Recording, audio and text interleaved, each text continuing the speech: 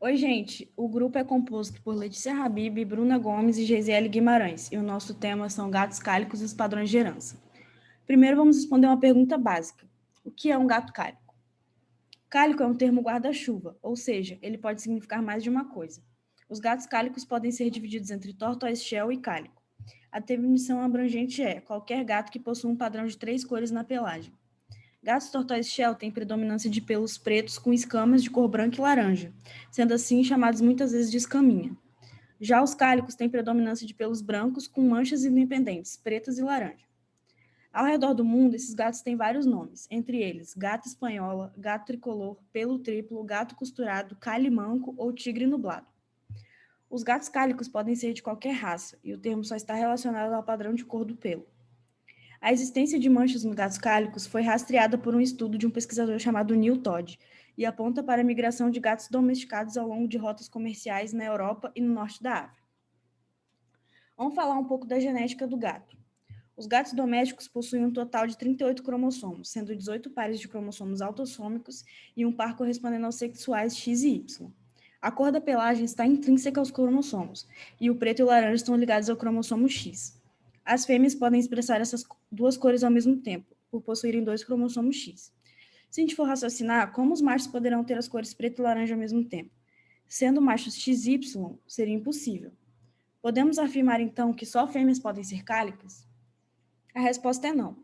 Machos cálicos existem, mas eles são muito raros. Eles podem apresentar as 3 cores quando ocorre uma desordem genética. O mecanismo que expressa a pelagem dos gatos cálicos se chama inativação do cromossomo X. Então, para a gente entender um pouco sobre esse processo, primeiramente é preciso considerar que o número de transcritos produzidos por um gene é proporcional ao número de cópias desse gene em uma célula. Então, quanto maior o número de transcritos, maior o número de cópias desse gene. Então, as fêmeas, elas possuem 2 exemplares do cromossomo X, como a gente já sabe, enquanto o macho possui só um. Então, nos machos, a expressão do gene seria monoalélica, ou seja, só aconteceria em um alelo, enquanto nas fêmeas seria bialélica. Então, não existiria um equilíbrio gênico nesse padrão de expressão, porque os machos seriam monoalélicos e as fêmeas teriam o dobro de transcritos por conta da presença de um segundo cromossomo X. Então, durante a evolução, um mecanismo de inativação foi desenvolvido para equilibrar essa expressão. Um dos cromossomos X é inativado de modo que apenas um cromossomo X seja expresso, tendo então uma expressão monoalélica como a dos machos, garantindo esse equilíbrio gênico. Esse sistema ele se chama compensação de dose. Uma coisa muito importante de se ressaltar, e que eu vou continuar ressaltando ao longo do trabalho, é que a inativação do X ocorre aleatoriamente. Tanto o X materno quanto o X paterno podem ser inativados em uma determinada célula. Isso implica em uma condição chamada mosaicismo fenotípico, que a gente vai estar falando mais tarde. Então, como essa inativação ocorre, né? Então, aqui do lado esquerdo da tela, a gente tem uma célula de uma fêmea, XX, e um cromossomo X, ele está mais no centro da célula, né? E o outro se encontra mais na extremidade da célula. O cromossomo do meio, ele está na sua forma descondensada, né? Na forma de cromatina, e o cromossomo que está na extremidade, na parede da célula, ele se encontra numa forma mais condensada, compactada.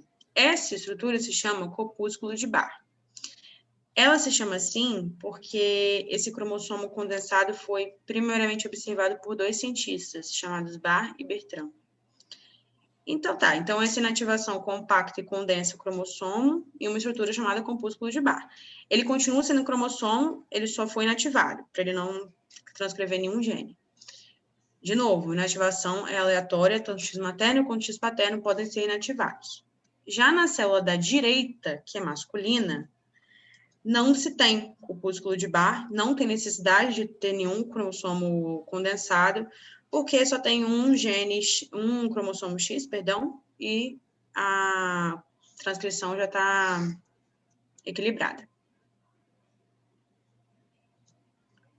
Então, aqui a gente tem uma célula de um macho com Klinefelter, ou seja, um indivíduo XXY, e aqui entra a hipótese de Lyell.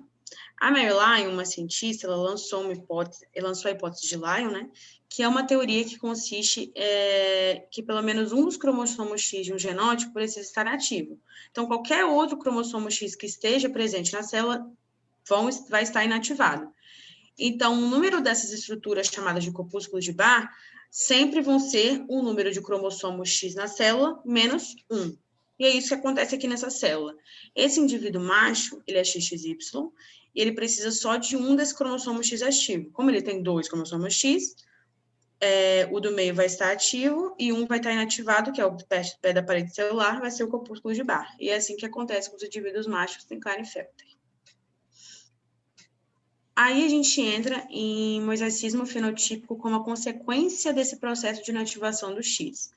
Então, primeiramente, essa inativação ela é mantida de forma clonal, isso é muito importante. Tá? O que isso quer dizer?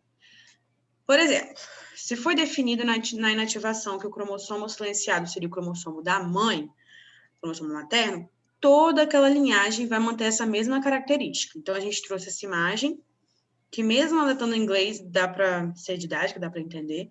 Então, a célula inicial, né, o zigoto, fez a sua primeira divisão, virou 2 células, fez uma outra divisão, virou 4 células. Então, parando nesse ponto, a gente vai ter 4 células filhas, todas XX.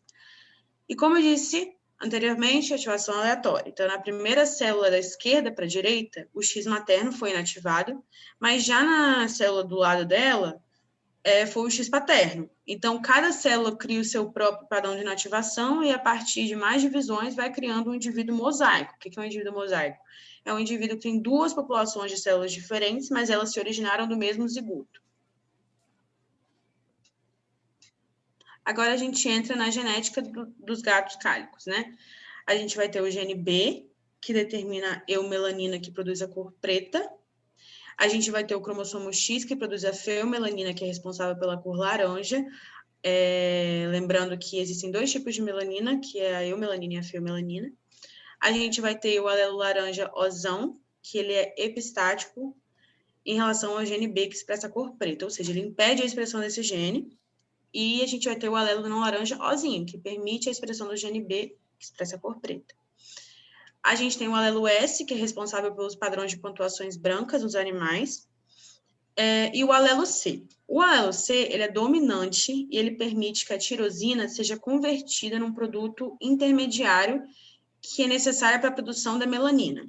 Então, se o gato possuir o genótipo Czão ou Czão-Czinho, a tirosina vai ser convertida nesse produto intermediário e o gato pode apresentar cor.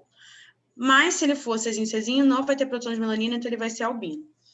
Na produção desse produto intermediário entre a tirosina e a melanina, em um gato Czão ou Czão-Czinho, o gene B pode produzir um gato preto. E dependendo do genótipo do gene O, ele pode ser laranja ou pode ser escaminha e cálico.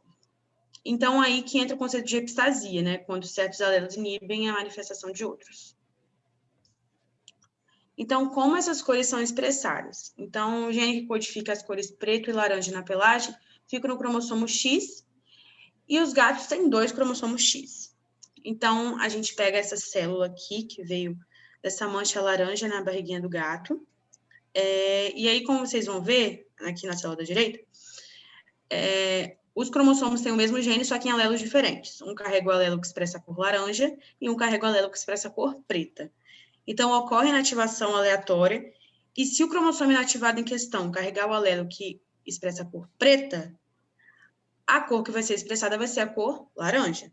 Já na célula da direita, que veio dessa mancha preta no corpo do gato, a inativação ocorreu no cromossomo que carrega o alelo que expressa a cor laranja, sendo assim, a cor expressada nessa mancha foi a cor preta. Bom, então, como foi falado, e eu vou falar um pouquinho mais agora, né, sobre os machos cálicos. Eles são gatos muito raros, os machos terem essas 3 cores de pelo. Eles são tão raros que até pouco tempo atrás, quando um filhote nascia numa ninhada e ele vinha com 3 pelagens, já assumia de cara que era uma fêmea. E quando eles apresentam essas 3 pelagens, isso é uma desordem genética. Pode passar. E normalmente essa desordem genética é no caso dos gatos, é uma comparação com a síndrome de Klinefelter. A síndrome de Klinefelter foi descrita pelo Dr. Harry Klinefelter em 1942 e é caracterizada pela presença de um cromossomo X extranumerário. O cariótipo humano mais comum nesse caso apresenta-se como 2N47XXY, mas é possível encontrar variantes. Nessa síndrome, o indivíduo adulto caracteriza-se por uma estatura elevada, ele é uma pessoa mais alta, é uma envergadura maior que a altura, é um indivíduo estéril, ele possui hipogonadismo com distribuição corpórea feminina de pelos e de gordura, e os testículos são pequenos.